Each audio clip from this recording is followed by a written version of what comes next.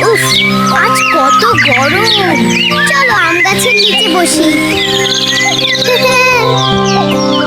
দেখো পাকা আম। ওয়াও, আমাদের ভাগ্য কত ভালো। গাছের নিচে পাকা আম পেয়েছি। উফ, গরমে পাকা আম খেতে কত মজা। দারুণ হয়েছে। দারুণ হয়েছে।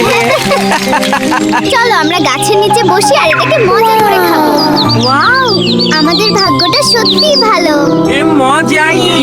আমের সাথে গ্রামের গরমও অনেক মিষ্টি লাগে, তাই না? একদম ঠিক বলেছ লীনা। ছোট সুখেই বড় আনন্দ। আর যদি হয় আম চুরি। হ্যাঁ, তাই তো এখন আমরা গাছের নিচে বসে আম চুরি করে খাচ্ছি। হাই বন্ধুরা, আমাদের আম চুরি গল্পটা তোমাদের কেমন লাগলো? হ্যাঁ, তাহলে লাইক ও কমেন্ট করতে ভুলে যাচ্ছ কেন? আমাদের গ্রামের জীবন সত্যিই সুন্দর।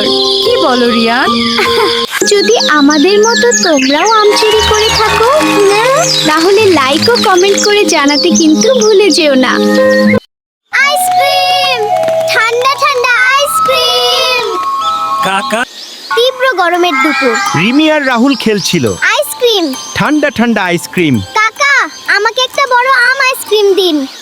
কাকা, আমাকে একটা বড় আম আইসক্রিম দিন। আমাকে চকোলেট আইসক্রিম দিন। উফ, আমার মাথা বরফ হয়ে গেল। ধীরে খেতে হয় বাবা, না হলে মাথা ফ্রিজ হয়ে যায়। দেখলে, আইসক্রিম না, তুমি ফ্রিজ। কাকা, আমাকে একটা বড় আম আইসক্রিম দিন।